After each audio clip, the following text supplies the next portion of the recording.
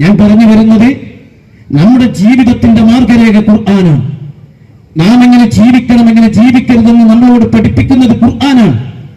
ആ ജീവിതത്തെ മുന്നോട്ട് നയിക്കുന്ന നമുക്ക് വെളിച്ചമായി വിശുദ്ധ ഖുർആൻ മാറേണ്ടതുണ്ട്.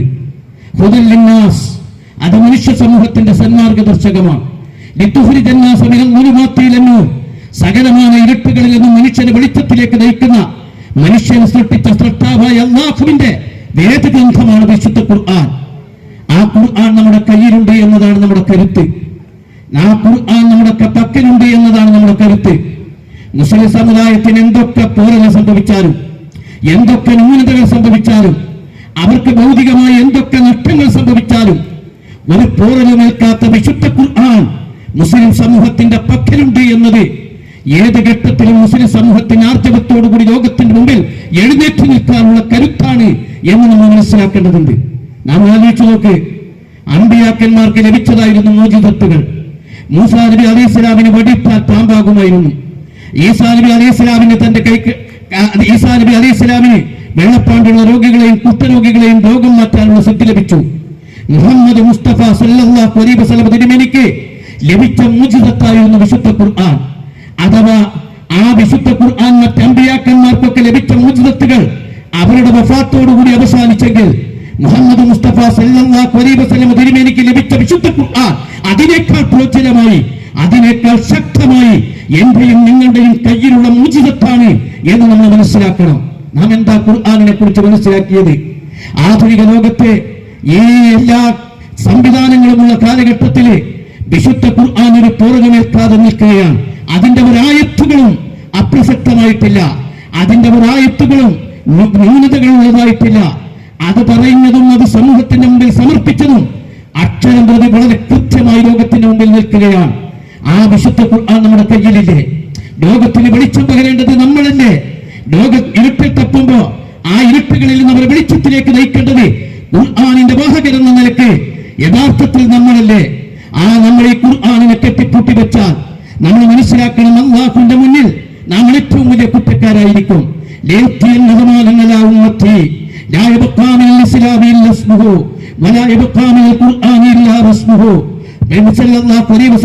പറഞ്ഞു, എന്റെ സമുദായത്തിന് ദുഷിച്ച കാലഘട്ടം വരും, അങ്ങ് ഇസ്ലാമിന്റെ പേര് മാത്രമേ അവശേഷിച്ചിരിക്കുകയുള്ളൂ. അങ്ങ് വിശുദ്ധ ഖുർആൻ അതിന്റെ അക്ഷരങ്ങളിൽ മാത്രം പരിമിതമായിരിക്കുമെന്നാണ് നബി സല്ലല്ലാഹു അലൈഹി വസല്ലം പറഞ്ഞത്. നിങ്ങൾ ആലോചിച്ച് നോക്ക്, നമ്മുടെ സമുദായത്തിൽ ആർക്കാ ഖുർആൻ അറിയുക? വലിയ മുസ്ലിയാക്കന്മാർക്കും മൗലവിമാർക്കും. വലിയത് ഞാൻ ബോധപൂർവം പറഞ്ഞതാ. കാരണം വല്ലാതെ പല കിതാബും ഓതിപ്പിടിച്ചതിന് ശേഷമാണ് പലരും ഈ ഖുർആനിന്റെ തഫ്സീറുകൾ എടുക്കുക. ഈ സമുദായത്തിലെ 1% പോലും, സത്യം ആലോചിച്ച് നോക്ക്, മുസ്ലിം സമുദായത്തിലെ ഇത്രയും വിദ്യാഭ്യാസപരമായി വളർന്ന ഒരു കാലഘട്ടത്തിൽ പോലും ഈ സമുദായത്തിന്റെ 1% വിശുദ്ധ ഖുർആനിന്റെ ആശയം ഗ്രഹിക്കാൻ സാധിച്ചിട്ടുണ്ടോ? ഇല്ല. സൂറത്തുൽ ഫാത്തിഹയുടെ അർത്ഥം പോലും അറിയാത്തവരാണ് ഈ സമുദായത്തിലെ ഭൂരിപക്ഷം പേരും എന്നത് ഒരു സത്യമാണ്. ഈ സദസ്സിനോട് ഞാൻ ശക്തമായി പറയാൻ ആഗ്രഹിക്കുന്നു, ഇത് നിങ്ങൾ പരിശോധനയ്ക്ക് വിധേയമാക്കണം. ഈ സമുദായത്തെ, ഈ ലോകത്തെ, ഈ മനുഷ്യകുലത്തെ അവരുടെ സൃഷ്ടാവായ റബ്ബിന്റെ ഖുർആനിനെ പഠിപ്പിക്കാൻ നിങ്ങൾ തയ്യാറാകണം. അവർക്ക് ഖുർആനിനെ പറഞ്ഞു കൊടുക്കാൻ തയ്യാറാകണം. അവരെ ഖുർആനിന്റെ വെളിച്ചത്തിലേക്ക് നയിക്കാൻ സഹോദരന്മാരെ നമുക്ക് പ്രാർത്ഥനയുണ്ട് എന്ന വസ്തുത നമ്മൾ തിരിച്ചറിയണം. എന്താ, നമ്മുടെ സമുദായത്തിൽ ഖുർആൻ അറിയില്ല, അതുകൊണ്ട് തന്നെ അവർ നിരീശ്വരത്വത്തിലേക്ക് പോകുന്നു, നിർമ്മിതത്വത്തിലേക്ക് പോകുന്നു, മതനിഷേധത്തിലേക്ക് പോകുന്നു, ലിബറൽ കാഴ്ചപ്പാടുകൾക്ക് വിധേയമാകുന്നു. യഥാർത്ഥത്തിൽ ഈ സമുദായം ഖുർആൻ പഠിച്ചിരുന്നെങ്കിലോ അവരുടെ ജീവിതത്തെ ആത്മീയമായി വളർത്തിയെടുക്കാൻ സാധിക്കുമായിരുന്നു.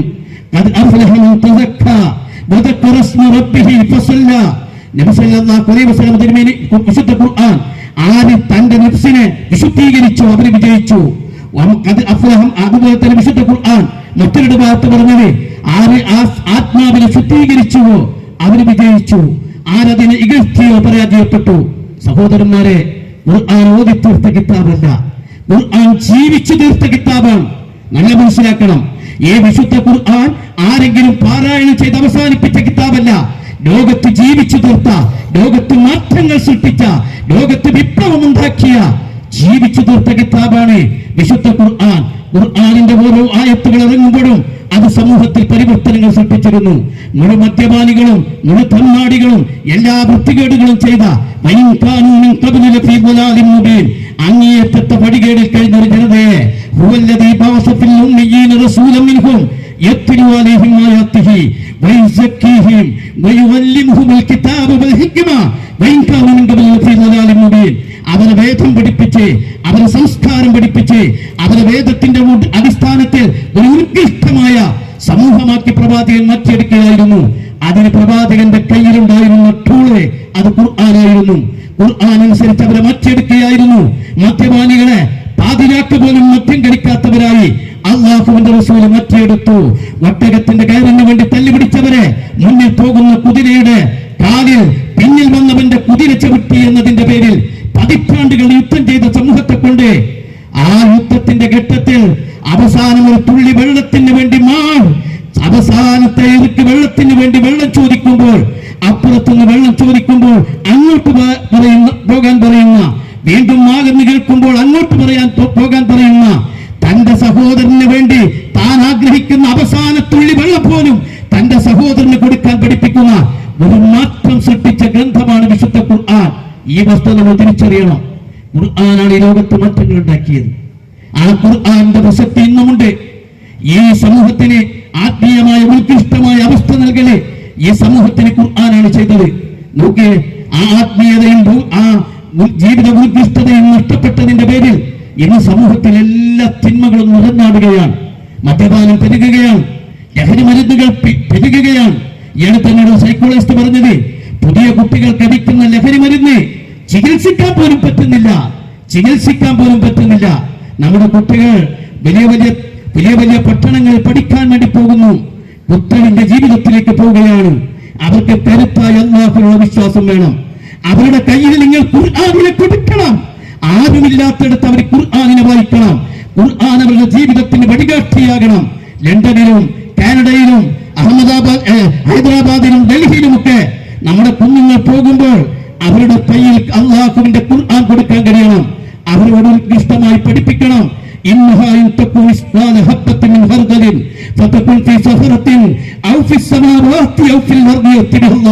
മോനെ, നീ ചെയ്യുന്ന ചെറിയ കാര്യം അതെവിടെ വെച്ച് ചെയ്താലും ശരി, ആകാശത്തിലോ പാറക്കെട്ടിലോ ഭൂമിയിലോ എവിടെ വെച്ച് ചെയ്താലും ശരി, അല്ല കൊണ്ടുവരും. മോനെ, അടച്ചവന്റെ മുമ്പിൽ കണക്ക് പറയേണ്ടി വരും. അത് ആ എല്ലാ കർമ്മങ്ങൾക്കും നീ റബ്ബിന്റെ മുമ്പിൽ ഉത്തരം പറയേണ്ടി വരും.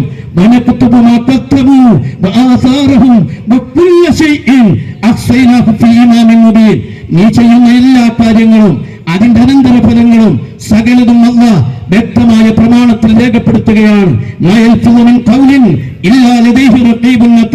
മലക്കുകൾ രേഖപ്പെടുത്താത്തൊരു വാക്കുച്ചരിക്കാൻ കഴിയില്ല. സഹോദരന്മാരെ, ഞാൻ പറഞ്ഞു വന്നത്, നമ്മുടെ മക്കൾക്ക്, നമ്മുടെ സമൂഹത്തിന് ജീവിത വിശുദ്ധിക്ക് ഉതകുന്ന ആത്മീയമായ ഉത്ബോധനങ്ങൾ ഖുർആനിലൂടെ ലഭിക്കേണ്ടതുണ്ട്. അങ്ങനെയാണ് ഖുർആൻ ലോകത്ത് മാറ്റങ്ങൾ ഉണ്ടാക്കിയത്. ഖുർആൻ നീതി ഉണ്ടാക്കി.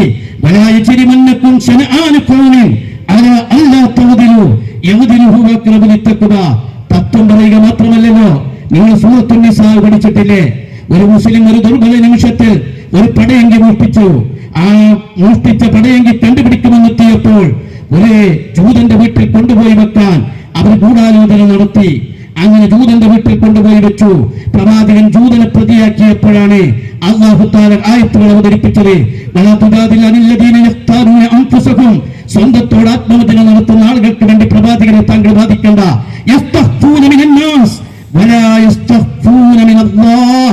ജനങ്ങളിൽ നിന്ന് സത്യം മറച്ചു വെക്കാൻ പറ്റും, പക്ഷേ രാജാതിരാജനായ റബ്ബിൽ നിന്ന് സത്യത്തെ മറച്ചു വെക്കാൻ പറ്റൂല. കട്ടത് മുസ്ലിമാണ്, യഹൂദൻ നിരപരാധിയാണ്. 14 നൂറ്റാണ്ടായി ഒരു പേജിലധികം വരുന്ന ആയത്തുകളിലൂടെ വിശുദ്ധ ഖുർആൻ ലോകത്തിന് നീതി പഠിപ്പിക്കുകയാണ്, ലോകത്തിന് സമത്വം പഠിപ്പിക്കുകയാണ്. ഖുർആനിന്റെ ആയത്തുകൾ എത്തിയപ്പോൾ മനുഷ്യ സമത്വം ഉണ്ടായി. ഈ സദസ്സിലേറെയും സ്ത്രീകളല്ലേ?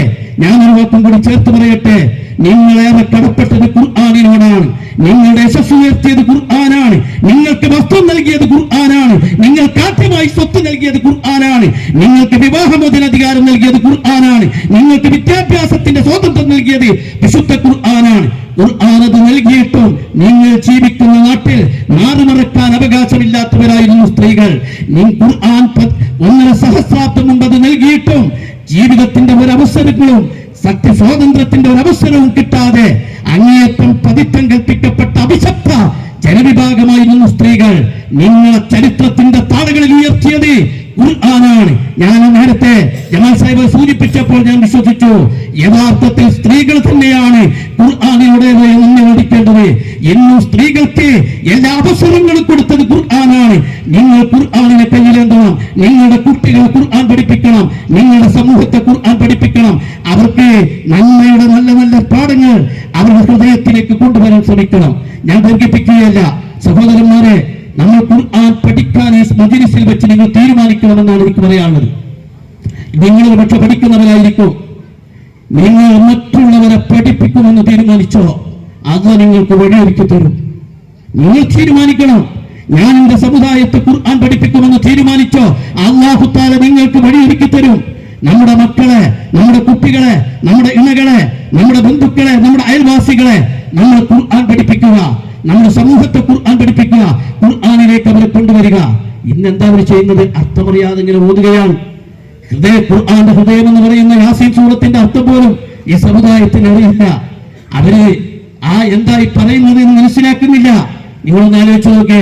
ഞാൻ എന്റെ മോനോട് പറയാണ്, മോനെ നാളെ എറണാകുളത്ത് പോയിട്ട് ഇന്ന സാധനം വാങ്ങിയിട്ട് എനിക്ക് കൊണ്ടുവന്ന് തരണമെന്നൊരു നിർദ്ദേശം എന്റെ മകന് ഞാൻ കൊടുത്തു. ഇവൻ എന്ത് ചെയ്തെന്നറിയോ? അതൊരു കടലാസിൽ എഴുതിയിട്ട് രാവിലെ ഇരുന്ന് വായിക്കാൻ തുടങ്ങി. രാവിലെ എറണാകുളത്ത് പോകണം, ഇന്നാളെ കണ്ടിരുന്ന സാധനം വാങ്ങണം, തിരിച്ചു വാപ്പാക്ക് കൊണ്ടു കൊടുക്കണം. ഇതിങ്ങനെ വായിച്ചുകൊണ്ടിരിക്കുകയാണ് ഇവന്. കുറച്ചു കഴിഞ്ഞപ്പോൾ ഇവന്റെ വായന മാറി. വാപ്പാടെ ഇടന്ന് വരണമെന്ന ചർച്ചയായി. എറണാകുളത്തിന്റെ അണ്ണാക്കിന്റെ ഏത് ഭാഗത്തുനിന്ന് വരുന്ന ചർച്ചയായി. എന്ന് മാത്രമല്ല, ഇതിലിങ്ങനെ അഭിരമിച്ചു പോയി. ഞാൻ വ്യത്യസ്തമായ ഒരു അഭിപ്രായം ശക്തമായി പറയുന്നു. ഇസ്ലാമിക ലോകത്ത് നടന്ന ഏറ്റവും വലിയ ഗൂഢാലോചന വിശുദ്ധ ഖുർആനിനെ കേവലം പാരായണ ഗ്രന്ഥത്തിൽ ഒതുക്കി എന്നതാണ്. പാരായണം ചെയ്യുന്നതിൽ പ്രതിഫലമുണ്ട്. നേരത്തെ സിയാബ് സാഹിബ് സൂചിപ്പിച്ചല്ലോ, പാരായണത്തിന് പ്രതിഫലമുണ്ട്, പാരായണത്തിന് പുണ്യമുണ്ട്, പാരായണം ചെയ്യേണ്ടതുണ്ട്.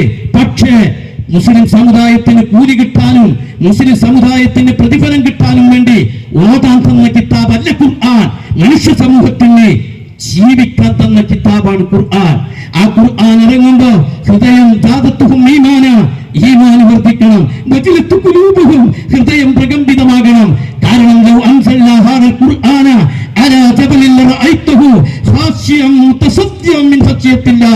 വിശുദ്ധ ഖുർആൻ അവതീർണമാകുന്നത് ഒരു കരിമ്പാറയുടെ പുറത്താണെങ്കിൽ പോലും ആ കരിമ്പാറ പോലും അല്ലാഹുവിനെ ഭയപ്പെട്ട് പൊട്ടിപ്പോർന്നു പോകും. സഹോദരന്മാരെ, നമ്മള് റസൂലുള്ളാഹി സ്വല്ലല്ലാഹു അലൈഹി വസല്ലം തിരുമേനിക്ക് ഇബ്നു മസ്ഊദ് റളിയല്ലാഹു അൻഹു ഖുർആൻ ഓതാൻ പറഞ്ഞു. ഇബ്നു മസ്ഊദ് റളിയല്ലാഹു അൻഹുവിനോട് റസൂൽ ഖുർആൻ ഓതാൻ പറയാണ്. ഇബ്നു മസ്ഊദ് റളിയല്ലാഹു അൻഹു ഇങ്ങനെ ഖുർആൻ ഓതി, ഫകൈഫ ഇദാ ജിഇനാ മിൻ കുല്ലി ഉമ്മത്തിൻ ബിശഹീദ് വജിഇനാ ബിക അലാ ഹൗലാഇ ശഹീദ. ഓരോ അമ്പിയാക്കന്മാരും തങ്ങളുടെ ജനതയുടെ കാര്യത്തിൽ അല്ലാഹുവിനോട് ഉത്തരം പറയേണ്ടി വരുമെന്ന ആയത്തിന്റെ ഭാഗമെത്തിയപ്പോൾ മുഹമ്മദുർ റസൂലുള്ളാഹി പൊട്ടിക്കരഞ്ഞു. അല്ലാഹുവിന്റെ റസൂൽ ഖുർആനിന്റെ വചനം കേട്ട് കരയുകയാണ്. ഉമർ ഇബ്നു ഖത്താബ് റളിയല്ലാഹു അൻഹു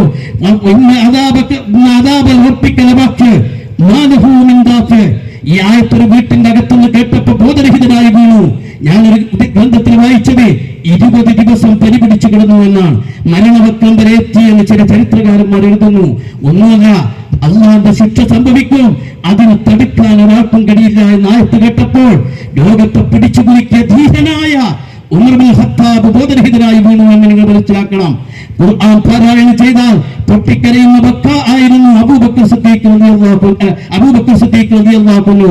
സഹോദരന്മാരെ, നമ്മുടെ ഹൃദയത്തെ അത് നനക്കണം, നമ്മുടെ മനസ്സിനെ ഭക്തിപൂരിതമാക്കണം, നമ്മുടെ ആത്മീയമായ ഉത്കൃഷ്ടതയെ അത് വളർത്തിയെടുക്കണം. നമ്മുടെ ഏറ്റവും വലിയ വഴികാട്ടിയായി വിശുദ്ധ ഖുർആനിനെ മാറ്റിയെടുക്കണം. അതിനെ ഉയർത്തിപ്പിടിച്ചുകൊണ്ട് ഒരൊറ്റ കാര്യം കൂടി ഞാൻ പറയുന്നു, ജിഹാദ് ചെയ്യണം. ജിഹാദൻ കബീറ. ഖുർആനിനെ പഠിച്ചു തീർത്ത് പരീക്ഷ എഴുതി മാർക്ക് മേടിച്ചാൽ മാത്രം പോരാ, ഖുർആനിനെ ഓതി തീർത്താലും പോരാ.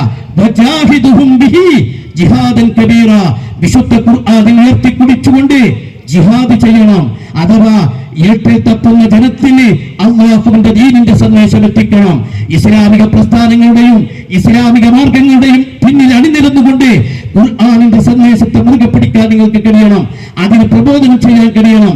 ഇസ്ലാമിക പ്രസ്ഥാനം വളരെ കൃത്യമായി അതിന്റെ അടിസ്ഥാന മാർഗരേഖ വിശുദ്ധ ഖുർആനും സുന്നത്തുമാണെന്ന് പ്രഖ്യാപിച്ച പ്രസ്ഥാനമാണ്. ഞാൻ പറയുന്നു, ഖുർആൻ പഠിതാക്കളെ, നിങ്ങൾ ഇസ്ലാമിക പ്രസ്ഥാനത്തിന്റെ മാർഗത്തിൽ അണിനിരക്കാൻ തയ്യാറാകണം. ഇസ്ലാമിക പ്രസ്ഥാനത്തിന്റെ മാർഗത്തിൽ നിന്നുകൊണ്ട് ദീനിന്റെ പ്രബോധന പ്രവർത്തനങ്ങൾ സജീവരാകാൻ കഴിയണം. അപ്പോഴാണ് ഈ ഖുർആൻ വെളിച്ചമായി മാറുന്നത്, ഈ ഖുർആൻ നമുക്ക് തണലായി മാറുന്നത്. ഒരുപാട് കാര്യങ്ങൾ അതിന്റെ പിന്നിൽ പറയാനുള്ള സമയത്തുകൊണ്ട് ഞാൻ ചുരുക്കുകയാണ്. സഹോദരന്മാരെ, അത് നമുക്ക് വെളിച്ചമാണ്. നിങ്ങൾക്ക് ആരോഗ്യം കിട്ടും, നിങ്ങൾക്ക് ബർക്കത്ത് കിട്ടും, നിങ്ങൾക്ക് ഐശ്വര്യം കിട്ടും. ഖുർആനിന്റെ പിന്നാലെ നിങ്ങൾ പോയിക്കോളൂ. ഞാൻ ഈ അടുത്ത് എന്നുള്ള ആന എന്റെ ബസ് കാറിനെ ആക്രമിച്ചു.